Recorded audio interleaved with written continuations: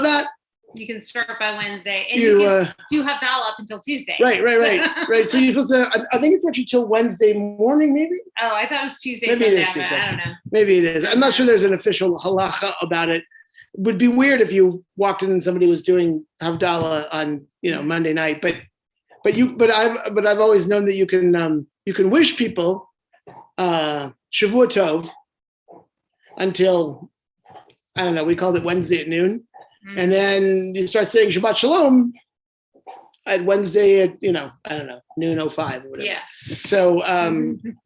So maybe because we are now on the 14th of Elul, and tonight, until the sun goes down, it'll be the 15th of Elul. Mm-hmm. We'll be in the second half of the month of Elul, which means that we can start saying Shana Torah. So on that note, before we dive into the Shofar texts, which Holly, you've shared with everybody, yeah? Yeah, okay, good.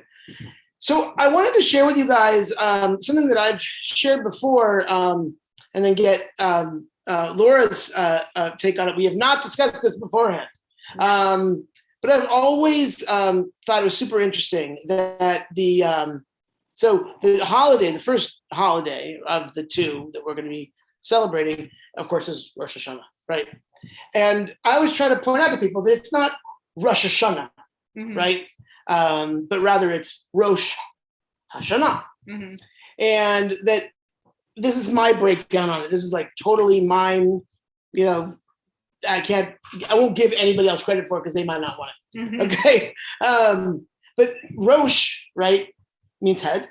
But Rosh comes from, we see the word Rosh, like in, for example, Bereshit, right, in the beginning.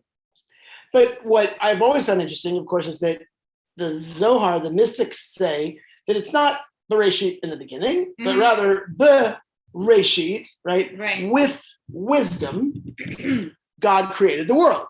Right? That's how the mystics translate that opening first few words of the Torah. Right. Bereshit bara Elohim. Bereshit. Be means in, but it also means with. With Reshit, wisdom, and we know that Reshit means wisdom from Proverbs. So, and Reshit is referred to is the Torah. Wisdom is the Torah. So the idea is that like God creates the world with the Torah as like the DNA, right? The blueprints, whatever. Right. So maybe Rosh in this case doesn't have to mean head, but maybe means wisdom. Right. Okay. And then the word Shana, right? So Shana, of course, means year. But Shana is the same root as the word the Shanot, right? Mm-hmm. To change. Right. Or Shinui, change, right? And so, and why do we call Shana Shana? Well, because the year changes, right? It goes from one year to the next and so forth. So I like to describe Rosh Hashanah as the holiday that really means, the wisdom to change, right?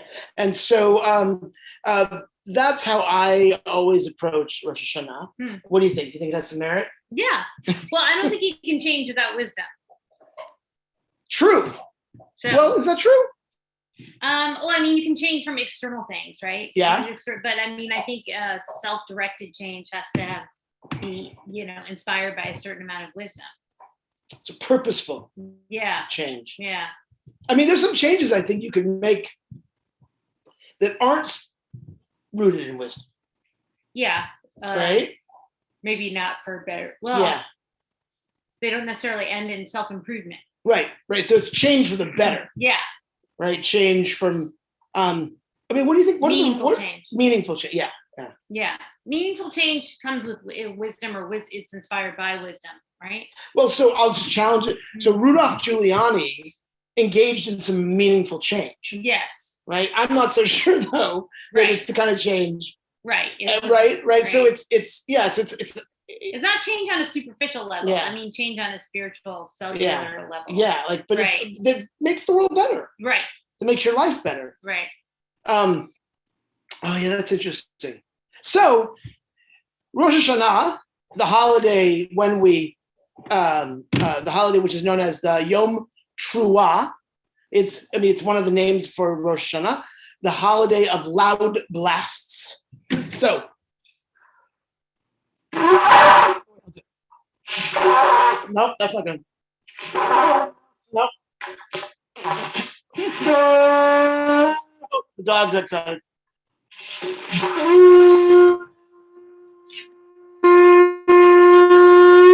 All right. So this took me a minute. That was my first shofar blast in a year, I think. And y'all got to see. Michigan is very excited about the shofar. Anyway, so what is the point of the shofar? Laura, when you think of the shofar, what first comes to mind?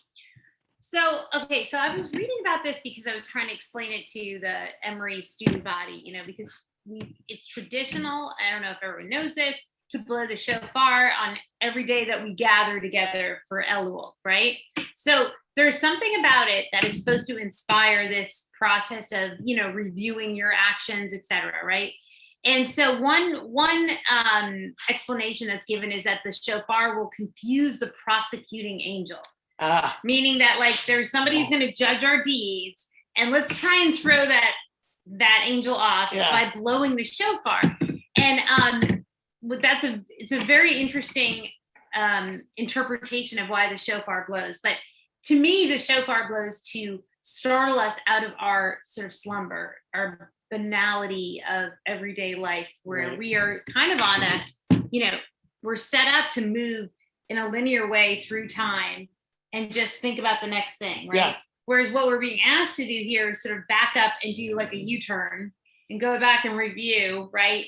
And sort of hold ourselves in a certain holding pattern, right? That's so interesting. So the idea being that the shofar actually, as much as it's about, stop, it's okay. It's a challenge. My dog is, it's a challenge. It's a challenge, but it's also it's about the future, right? But you have to do some work. You have to make a U-turn. You have to come back around. And so I think the ancientness, if that's a word, of the shofar, right? We're not in Israel when we do this, the moment of silence for Yom HaTzmaut or Yom HaZikaron, right? That's a modern siren that blasts, right? Right. And then we all stop together as a community. Yeah. This is an ancient sound. Yeah. And so I think what it says is go back in order to find what needs to be found. It's an ancient call, right? And it also is one that says you're not alone in doing this. This was supposedly the sound at Sinai, right? This is the sound from the first Rosh Hashanah, right? Right. And so our concept, at least in Judaism, of time is very different. It's that we are connected to each other from the very beginning, right? And still are. And so there are a few things that connect us over time and space. I think the shofar is like that. I think it is one of those that is supposed to link us from, just to remind us, you're not just doing this now for yourself. You're doing this because this is what your people have done. Right. And it connects that this is something that we've all been engaged with. Yeah. And we've all been meant to be engaged with it, right? Exactly. All this time. I was reading a midrash earlier today that mentioned the idea that the shofar, reminds it because the shofar was a sound apparently that you heard at Sinai, but also it was a call to battle, right? Mm-hmm. That's how people were called to battle, which is so interesting because last night I just started watching this TV show on Apple TV that's an Apple production. It's called C. And I had not heard of it at all, but it was so interesting. And I hadn't actually thought about it until this moment. But the premise, it's like a future apocalyptic world, and there's like a little description at the beginning, and it says, I think it was definitely made during COVID. It said that a terrible plague hit the humankind in the 21st century, and it killed all human beings on the planet but 2 million. Right. And the only ones who made it through, they lost their sight. Everybody is blind. Except for this certain group of people who can see, but apparently they're known as the witches or whatever. I haven't even gone that far into it. Yeah. But there's a battle like right towards the beginning, and you see these soldiers are getting ready, and then when it's time to call people to battle, this guy takes the thing that's like on his chest and he blows it. I'm like, it's a shofar, totally. And he calls everybody to battle. So anyway, if just pay attention, maybe that movie or TV show. It is interesting that what's supposed to call us. Yes. In terms of courage, right? That was my point. Right. Yeah. So when you have a call to battle, it's supposed to fortify you, right? And give you courage, and you're going to go, right? And so we use the same blast to say, fortify yourselves and like sort of look internally.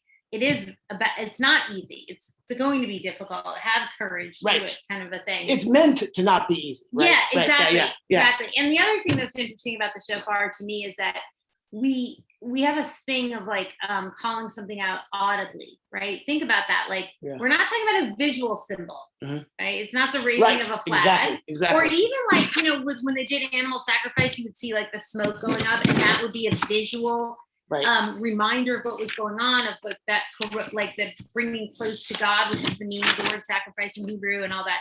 But not this. This is an audio. This is something you hear. And to me, it kind of brings us back to like the word Shema, which is to hear, like listen. And it also brings us back to the idea that, actually hearing is the first sense to develop, and it's the last sense to leave. Right. So there's something really, that's why, if you're in the room of a dying patient, you're always very careful about what you say and how it sounds, how things are being heard. So I think it makes a lot of sense to me that if we're going to look inside ourselves and really do this difficult work of tshuva, that it'd be recognized communally that you're doing something difficult. And what you did is you just reminded me actually of the reason why I mentioned the Midrash. Mm-hmm. So the Midrash teaches that the sound at Sinai was the sound of the shofar. Right. But there was no shofar. They just like that's what the Midrash, right? Right. And the idea being that in the end of days, right? Mm-hmm. when the Messiah comes, when all is peace and love, we will know because we will hear the sound of the shofar, but without the actual instrument. Because I think there's a suggestion, it's either internal or the suggestion that it's the voice of God. Right. Right. That we're not going to ever, I don't even think in the Messianic age, we're not going to ever converse with God. Mm-hmm. Right. We're never going to have tea with God. Right. Right. But we'll hear God in a way that's totally different. Right. Maybe. But it's that moment of having arrived. But I think it starts with being called into battle. Yeah. Right. Yeah. Being called yourself up. I wanted to read a text. It's on the second page, and it says from it's the third one from On Wings of Awe, page 145. Because what Laura said really raised it for me.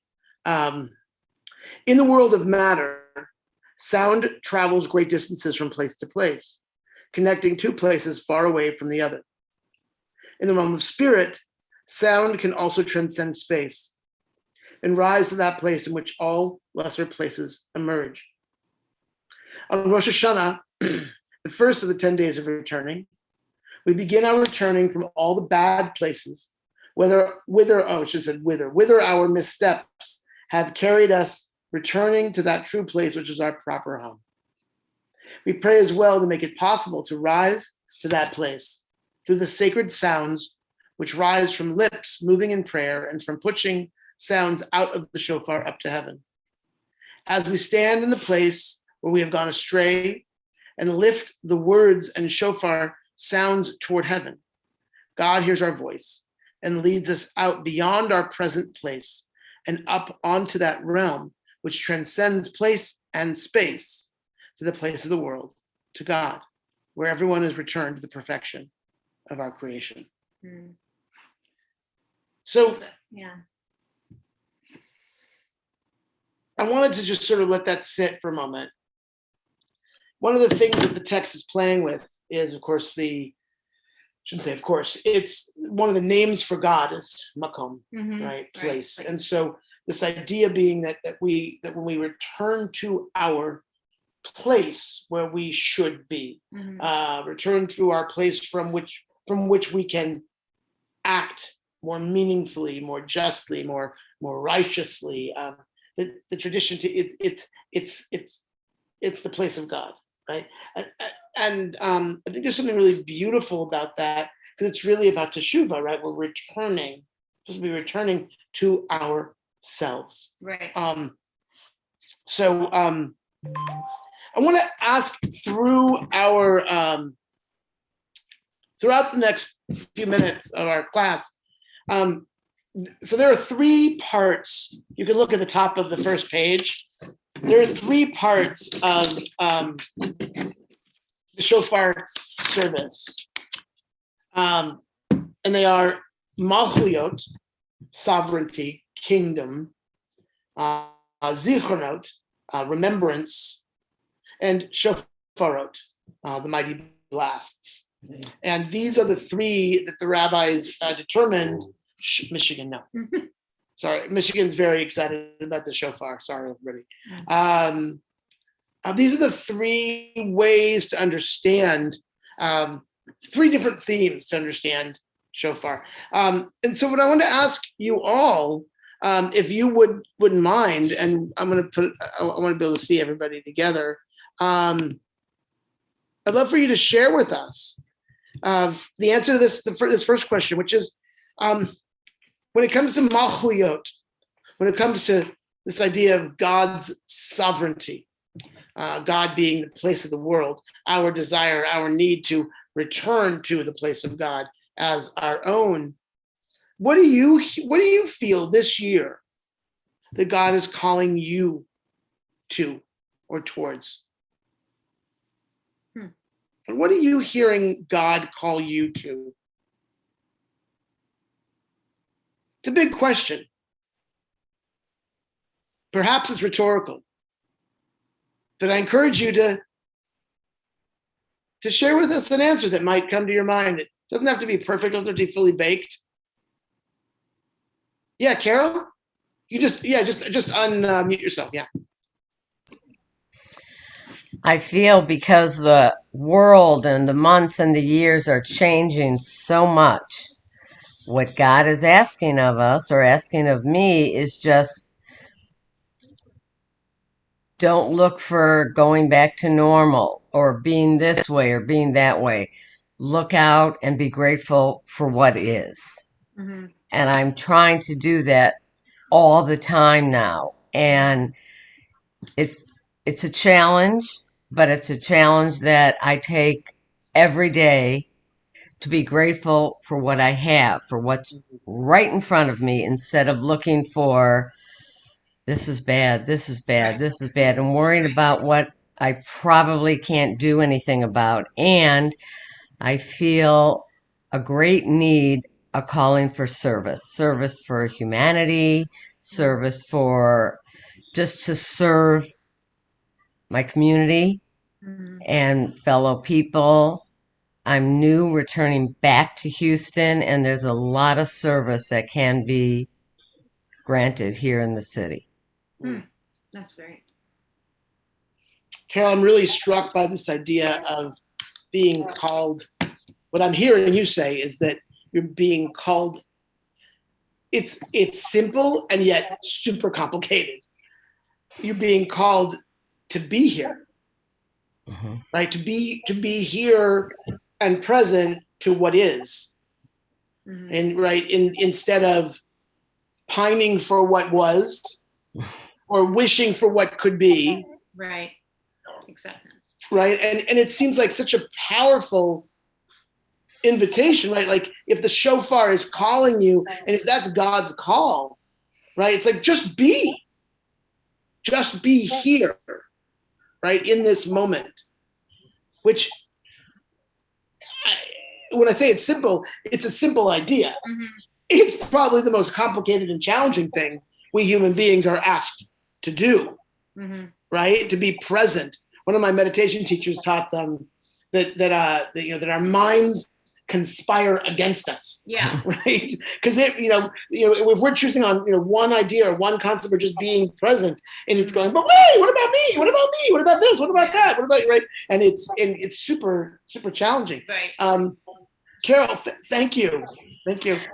Literally, I was called to come here. Physically, I was called, literally, emotionally, and I kicked and screamed and accepted I had no choice. But when I drive with my young grandson, who's 4, he's been asking about people living under the highway and people living, homeless. For the first time, he's been confronted with it.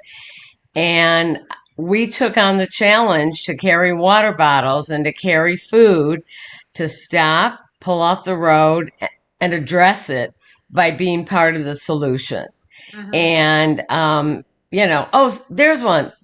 I mean, there's a lot of homeless people here. Yeah. He's never been faced with it. And I said, we're not just not going to drive by. So we got water bottles and we put things in it, and there's one. And for the first time, we did something about it that we saw. So that's part of the gratitude, and that's part of the service to this city. Yeah. Thank you. Anyone else want to share with us?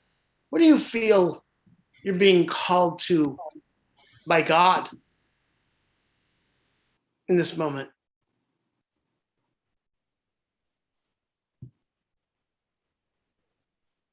I'm finding what Carol said extremely inspirational, because I'm feeling, and a lot of people, as we head into yet another season of this pandemic, a great kind of weariness. This is maybe the luxury to be weary when there's people just, they can't stop and just give up. So the call really is, I think, what Carol was saying, to, as long as we can hear, to be called away from that despair, like get yourself up and out and be present and see what you can still do, to keep repairing this very broken world right now. It's just a lot of people are really, really, really, really weary. And so that I think the challenge is to hear the call to not give into that, I think, and give up. So you have to keep being pulled into some sort of light, and be present for people who are maybe needing what you described on Shabbat, Rabbi Scott, of the people that are behind you. Stop, turn around. Or Carol, like those people under the bridge, stop. Yeah. So that's what I'm here.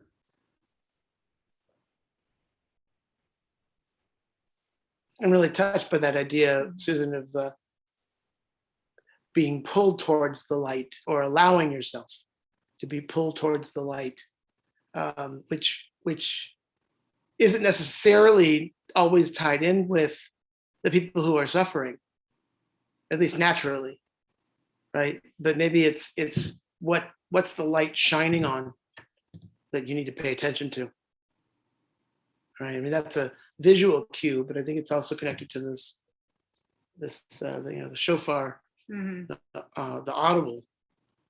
You could say about the shofar that God's calling it audible. Yeah. I used to like that. People, like Christians used to ask me if I was called to become a rabbi. Yeah. That calling, which used to make me laugh, right? Because Jews, I'm thinking to myself, whenever I hear a Christian on an airplane, I tell them what they do, they start to confess. But with a Jew, they always complain about their rabbi, right? We pay therapists to complain about our problems, and we complain about our rabbis, because I think we're reluctant to believe, or we're afraid to believe, or we're skeptical or whatever, to believe that sort of in daily life there could be a calling, right? You could look at your life and see it as part of a plan, or there's something in there I need to learn, or I'm already where I need to be, or all of those kinds of things. I think that our Jewish sensibilities have distanced us from that idea, which is unfortunate because people really operate in two different ways. They either go through the world, seeing God, or you don't. I mean, and you can certainly have good days and bad days, right? But my favorite poet, or one of my favorite poets, Mary Oliver, who's from Cape Cod, and Aleve Shalom is no longer alive, but she wrote all these poems about nature and stuff. She never ever walked into, just the same walk that I took growing up, because she is writing exactly about where I grew up, where my parents live, etc. I walk the dog every day, and I don't expect to see God, but I swear Mary Oliver expected to see God every time she walked outside, right? And so she saw it, right? So I think there's really two ways to go through life: is looking for that or not looking for that, or trusting that it's there or not trusting that it's there, right? Yeah. I'll tell you one funny story. I don't want to interrupt. If someone else wants to talk, please let me know. My silly stories. No, go ahead. So my dad is, he's a dedicated Jew, but I wouldn't call him a deeply spiritual guy or anything. But, he moved to Cape Cod in 1969 because he was poor. He wanted to buy a small practice. It was the only thing he could afford, honestly. But he drove down to the Cape with my grandfather, who really couldn't drive very well in the snow. He was a Polish immigrant, right? And he went over the Sagamore Bridge, because Cape Cod's a man-made island. And once you cross, you go around a rotary. And in the middle of the rotary is this big tacky sign that says, "Welcome to Cape Cod."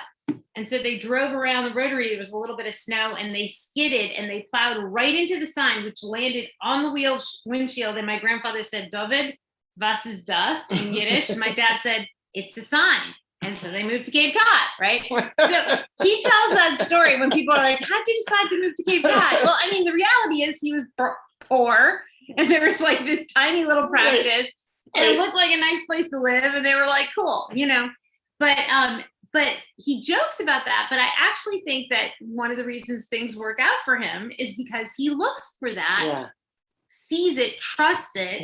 You know what I mean? And it does not stifle that impulse, to see things pulling together. I think it's so interesting because it's the difference, I think, between not acting on something until there is a sign, right, versus moving forward, and then discovering a sign, that says, "Oh, I think I'm on the right path." Right. For me, there's about signs. There are two pieces I have to bring. I got to bring curiosity, and I got to bring gratitude. Right. There have been, I've told stories about our Abraham's early years, not Abraham from the Torah, my Abraham. But what's really the difference? I knew him as a baby. That's right. In Cincinnati. So things happened in our lives that I couldn't explain, that people showed up, that we needed when we needed them. Between doctors and therapists, I mean, just ending up in Birmingham, Alabama. My joke has been, I've told this 1,000 times, is if I were when we learned that Birmingham was one of two cities in the country that have an Olympic and Paralympic training center, and we had no idea. I mean, and who would have, Birmingham, really? So my joke has been like, if I were a religious person, I might suggest that we were led there, right? And there is something about expressing that faith in your life, so that you hear the call. Not to say that the call is going to necessarily come, but if you're somebody if you're not open to it, then you're never going to hear. Right. And then if you go back and reflect on it, like you're supposed to do at this time of year, you begin to see where it was. Right. Yeah. You begin. Yeah. You see you stop regretting the past and see instead how it sort of has brought you to where you are. Right. But that requires reflection and self-awareness. And all the things that, So speaking of funny things, so there's a poet named Marilyn Nelson. And I met her at the On Being retreat that I went to like 3 years ago. Mm-hmm.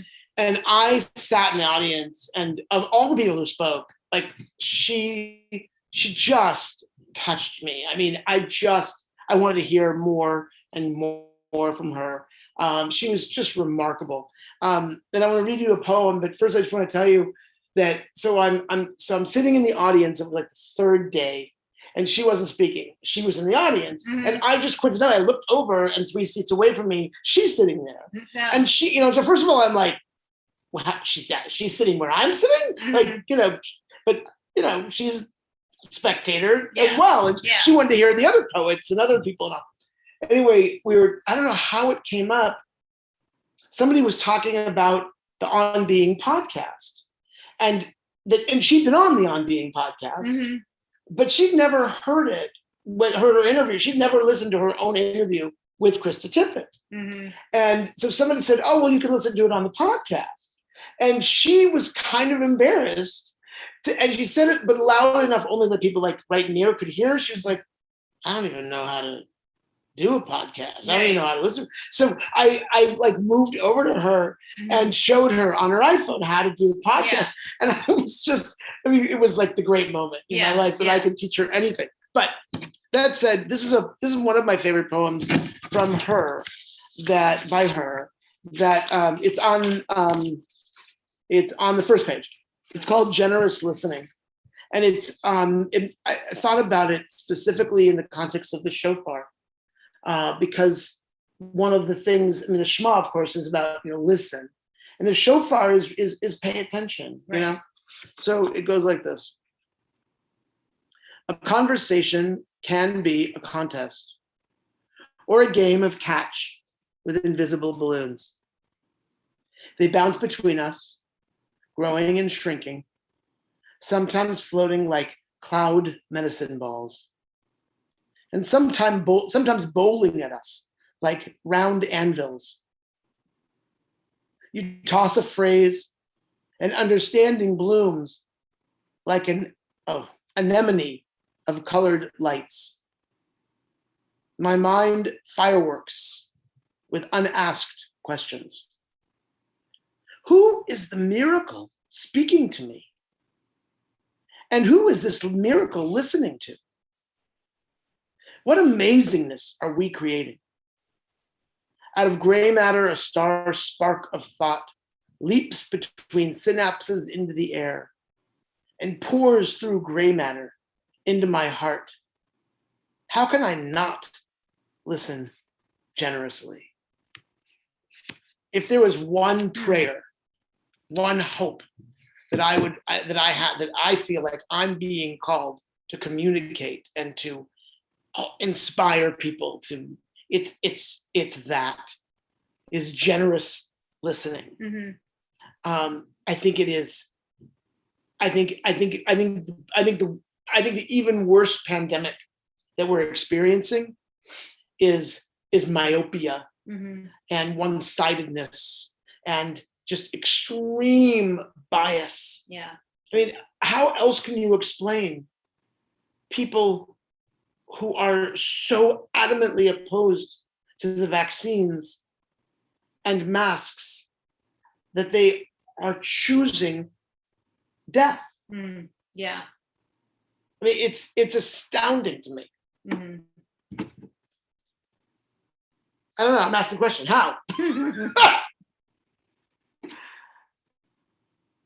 Thoughts, ideas? I just invite them.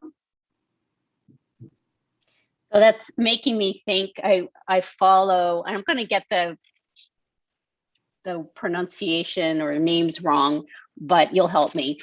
So there's this guy, writer Jamel Bouie in the New York Times, who also has, in addition to his regular column, he has a newsletter that I subscribe to.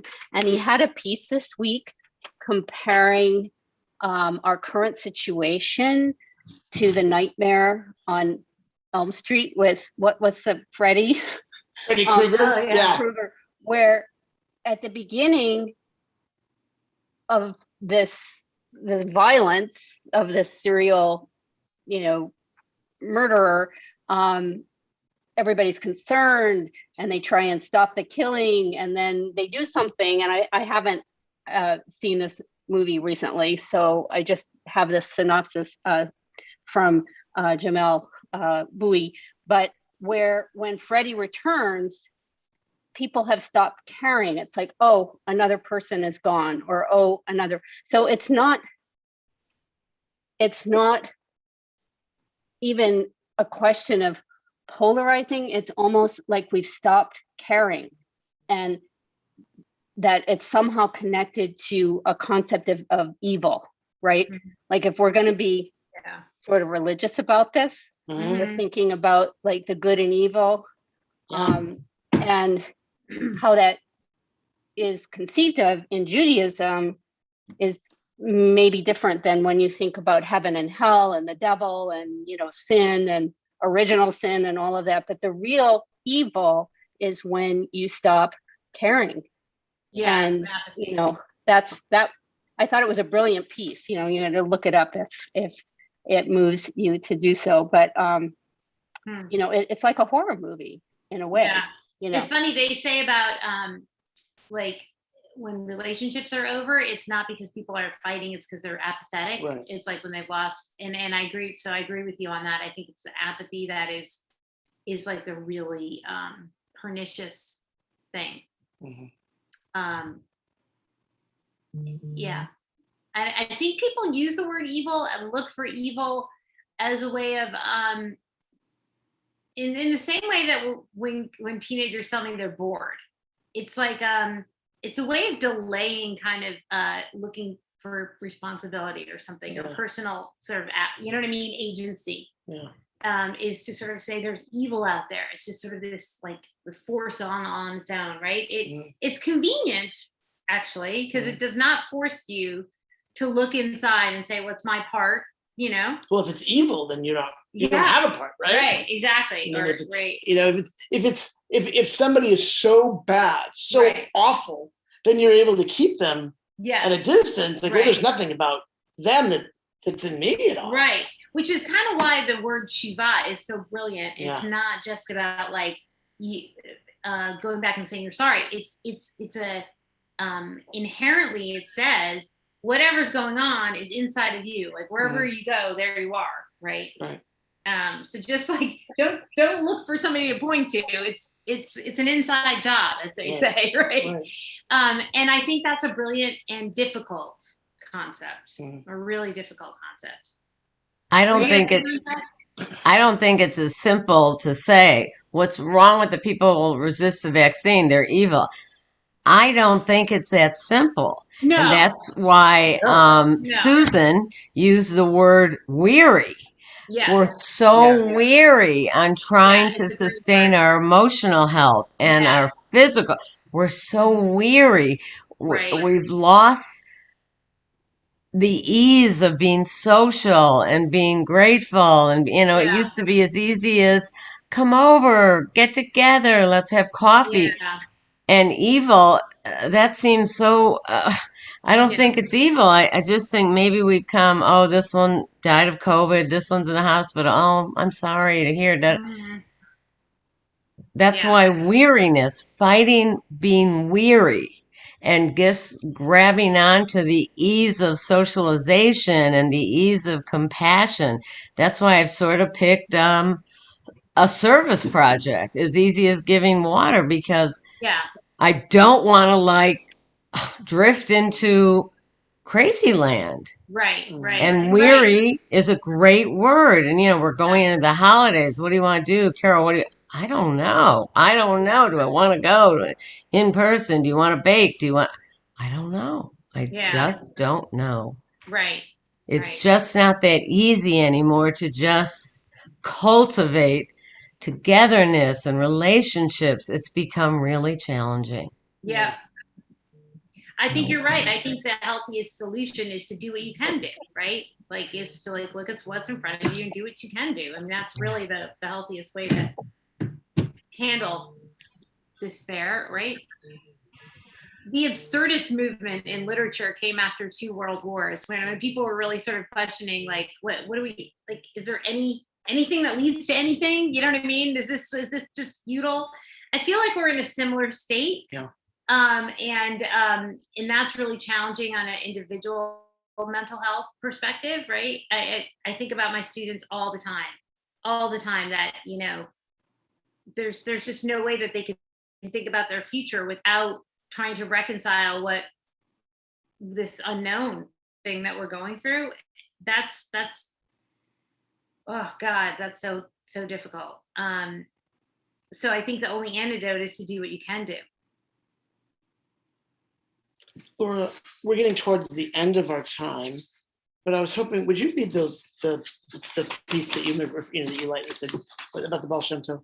Oh yeah. On the last page, there's a text that I was really moved by, and I think it really gets at what we're talking about right now. Right. So the Baal Shem Tov was the father of Hasidism, right? The Besht, he's called. So once the Baal Shem Tov commanded Rabbi Zev Kitzis to learn that the secret meanings behind the blast of the shofar, because he was to be his caller in Rosh Hashanah. So Rabbi Zev learned the secret meanings and wrote them down on a slip of paper to look at during the service, and placed the slip of paper in his pocket. When the time came for the blowing of the shofar, he began to search everywhere for the slip of paper, but it was gone, and he did not know on what meanings to concentrate. He was greatly saddened, brokenhearted. He wept bitter tears and called the blasts of the shofar without concentrating on the secret meanings behind them. Afterward, the Baal Shem Tov said, "Lo, in the habitation of the king are to be found many rooms and apartments, and there are different keys for every lock. But the master of all is the axe, with which it is possible to open all of the locks on all the gates. So it is with the shofar, the secret meanings are the keys. Every gate has another meaning, but the master key is the broken heart. When a person truthfully breaks his heart before God, he can enter into all of the gates of the apartments of the King of the Kings and the Holy One, blessed be God." Yeah, I think that what that goes, you know, people get all superstitious about doing the prayers a certain way, right? Like as if this is in the movements and stuff like that, as if there's sort of this external formula that is going to like make sure that you get written in the book of life. But really what even the Besht said, you know, the Chacham, the Rebbe of all Rebbes said, is that it's really not about even knowing the meaning of the Hebrew words. Right. It's about being so vulnerable that you can be brokenhearted. Yeah, I mean, that's the idea of, I mean, it's like you think about God in the way the Besht describes God. You know, there's this notion that's straight from the Torah, of course, of that God goes into exile, you know, with Israel when Israel is taken to be enslaved in Babylonia. And there's this notion of God being brokenhearted, and I think it's what Heschel refers to. It's, you know, this idea that if you're really paying attention, you know, how can you not be both in awe and in full wonderment at all moments for the fact of creation, and also, if you're paying attention, how can you not be brokenhearted? Right. And so there's this sense of being just fully present, right? That you can't be fully present without having, you know, being astounded by the miracle of life, and also by the brokenness at the same time, right? And it's that it's not a balance. It's both and. Right. Both and are true. Right. And it's this story just really I love it. Sits with me, and it fits so much with that text that you pointed out to me about what Rabbi Levi Yitzhak and Berdichev teaches about why we're supposed to put the whole of Avcha, right, with the prayers on our hearts, right, so that when our hearts break, right, the words fall in, right? Yeah. I mean, so beautiful, Yeah. right? Such a meaningful way of approaching this. So tonight, there's a lot of texts on the text that we shared with you, and I encourage you to read them. And I haven't gotten a lot of written replies or responses from y'all about these texts. Jody Gibson, don't roll your eyes. I just saw that, Jody.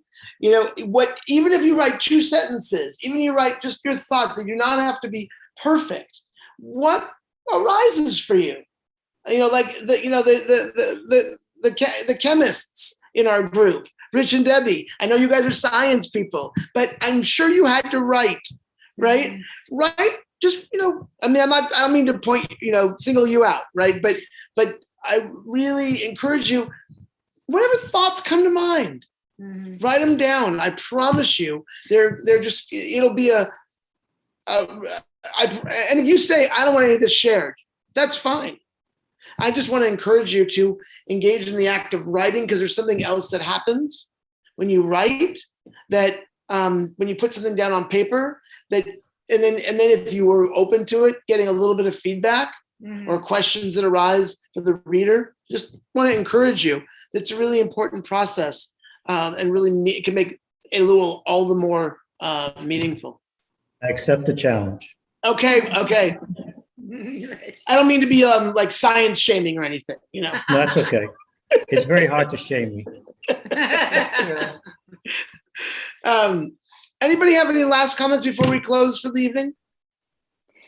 Just want to confirm, is this, I'm sorry. No. Is this the last meeting now? One more. No, there's one more. Okay. Next. I just want to say, I really love this format of this conversation between all of us, but being led in conversation with Scott and Laura. It's really different, and I'm enjoying it a lot.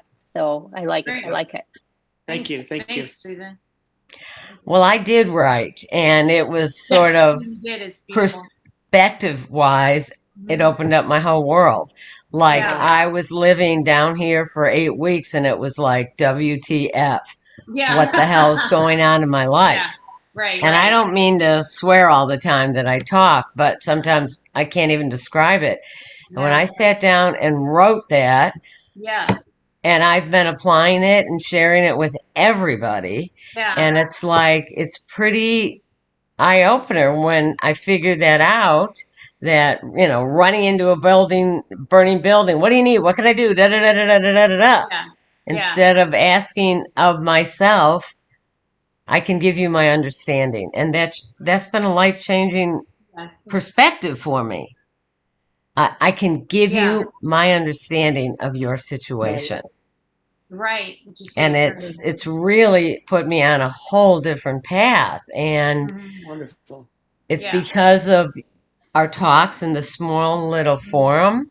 And I sat down, it got my juices flowing, and it's really put me on a real healthy path. So I thank all of you, and that I just got into this small little cozy group. I'm even in my robe. It's so cozy.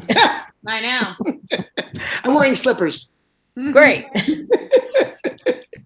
He changed his shirt for this. So yes, I did. That was good. All right. Well, thank you all once again. Thank you, Laura. Thank you for having me. And we'll definitely see you next week, if not before.